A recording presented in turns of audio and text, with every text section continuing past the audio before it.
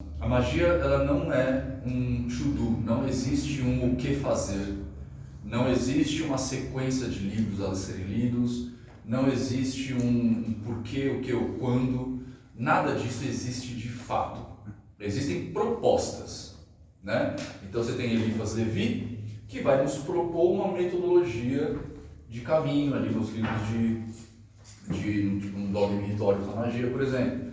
Você vai ter o Bardon fazendo lá o manual do adepto, né, o caminho do adepto, também propondo uma experimentação.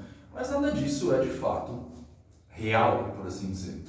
Principalmente porque esses livros clássicos, eles são antigos. E a gente não tinha na humanidade, com esses livros antigos, o conhecimento que nós temos hoje. Então eu tenho até trazido uma situação de que, muito possivelmente, o que a gente chama hoje de teurgia, que é a magia a partir do contato com entes metafísicos, é só uma psicurgia camuflada. Porque a gente não sabia o que ia acontecer. A gente não sabia, por exemplo, que essa voz que conversa com a gente o tempo inteiro é uma voz interna. Somos nós mesmos conversando com a gente. E isso era dado a um espírito guardião, que é o tal do Dêmon de Sócrates, né? Essa conversa com quem ele debatia, naquela idade, quando a gente não sabia da existência de um cérebro, do funcionamento dele pelo menos, ele era dado a um ente metafísico. Agora, o que a gente sabe é uma conversa interna. E a gente consegue, inclusive, mensurar o quanto essa conversa interna atrapalha ou ajuda o nosso processo, que é basicamente o que a psicologia faz.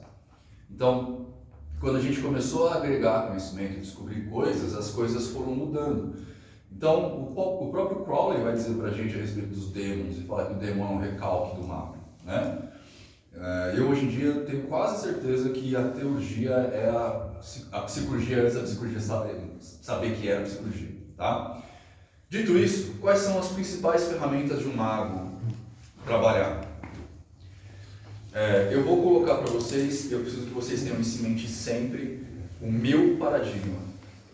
Eu não conseguiria colocar outro paradigma, né? O paradigma é a reunião de crenças, a reunião de informações que uma pessoa tem. Então, mesmo que eu vou falar das coisas do Levi, eu vou falar das coisas do Levi a partir da minha vivência, logo, o meu paradigma. Dado isso, a gente tem manipulação energética, a gente tem trabalho com entidades metafísicas e a gente tem a psicologia clássica, tá? Psicologia clássica. Manipulação energética. O que é isso? Não se sabe. A gente tenta descobrir o que é esse negócio desde que a gente é gente, né? Os gregos falavam a respeito dessa energia, dividiam a energia em 4 partes, o ânima dos gregos, né? A gente veio um pouquinho mais para cá, mais para o Oriente, a gente vai ter o prana, a gente vai ter o ki, vai ter o chi. A gente veio para cá, a gente tem o axé na África, que veio para o Brasil. A gente tem algumas formas de energia xamânicas também. Ninguém nunca demonstrou isso, tá? Existe? Não sei. Mas dá para usar. Porque se tem uma coisa que a psicologia nos ensinou nos últimos tempos, é que não importa se existe ou não, importa como você se relaciona com isso. Entidades metafísicas. As entidades metafísicas, basicamente, é tudo aquilo que não é a gente.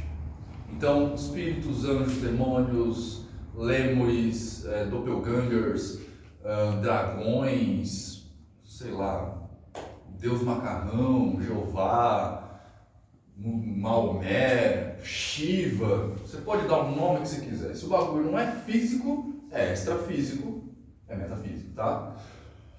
Nino, essas coisas existem? Tal qual a energia, nunca ninguém provou nada. Ah, mas eu no terreiro, no terreiro pode ser uma tonelada de outras coisas. Ah, mas é que o meu tio do meu irmão adivinha, e quantas vezes ele erra? Se você não sabe quantas vezes ele erra, ou quantas vezes ele fez versus quantas vezes ele acertou, então não tem como você chegar numa conclusão saudável. Porque e nesse caso em particular também, a mesma coisa se verifica, não importa se existe ou não, importa como você se relaciona com isso. Psicologia em si, né? A psicologia como sistema. A psicologia ela vai levar em conta aquilo que a gente descobriu ou que a gente já sabe a partir da psique, da mente da pessoa. O hermetismo vai falar lá, o todo é mente, o universo é mental, vocês sabem que eu sou hermetista, portanto, eu sigo esse paradigma. né? Eu entrei para fazer pós-graduação exatamente para entender isso, né? Pós-graduação em neuropsicologia, porque eu queria saber o que era a mente. Estudando o que era a mente, eu vi que possivelmente ela está no cérebro, então, por que não ver a psique com o aparelho orgânico, né? Neuropsicologia. Ao longo do tempo, dentro dessa pós-graduação, também dos exercícios, essas coisas todas, a gente começou a observar coisas muito interessantes, como, por exemplo, essa questão do não importa se existe ou não, mas importa como você se relaciona com aquilo. Quando a gente aprende a manipular essa relação, a gente faz magia com a psicologia, tá? E isso é a primeira informação que vocês vão ter que anotar no caderninho de vocês para o rito que a gente vai fazer no final do dia. Não importa se existe ou não, importa a relação que você tem, e quando você muda a relação, você manipula a pessoa, tá? Manipula a realidade, você altera a realidade através do poder da vontade. E eu vou dar um exemplo muito básico para vocês, bem bobo, mas a gente já faz isso. A gente faz isso no nosso dia a dia e é muito normal, na verdade, a gente fazer isso. Quando, por exemplo, você está com frio em casa e fala, nossa, vai ter um curso, vou tomar um banho. Você mudou sua mente nesse momento, né? Eu estava muito confortável jogando meu joguinho, sentado no meu sofá, aliás, do Bardock, tremendo de frio, e estava convencido ali. Mas eu resolvi mudar a minha relação com aquilo. Então eu falei assim, olha, não, eu prometi pra galera, a gente se comprometeu, vai ser divertido, parará. Mudei a relação que eu tenho com a informação, logo eu levantei, tomei um banho e vim pra cá. Um outro exemplo bacana que eu dou para vocês. Se eu chegasse aqui antes do horário e ficasse aqui batendo papo com vocês, provavelmente vocês iam me ver de uma forma diferente nesse momento. Então eu precisei entender essa relação, manipular, para que vocês pelo menos me dessem importância logo de cara. Não que vocês não me dão, mas para a relação professor-aluno ter o peso que eu gostaria que tivesse. A gente vê isso acontecendo no marketing, por exemplo, o tempo todo, né? Aqueles negócios lá do Érico Rocha, faz 6 e 7, venda milionária, sei lá o que ela gosta aí. A gente vai ver isso acontecendo, são os gatilhos mentais que a pessoa usa, né? O gatilho de testemunho não sei das quantas, o gatilho de prova social, o gatilho de X ou de Y.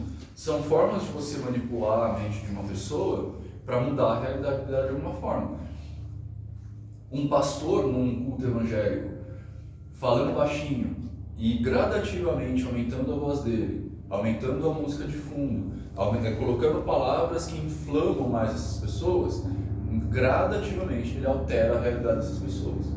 E aqui é um fenômeno muito legal, porque muita gente do meio espiritualista, tipo espírito, umbandista e tal, vai falar assim, não, na igreja evangélica não tem espírito, tem lá é fingimento. E eu posso falar para vocês, pode ser, mas funciona.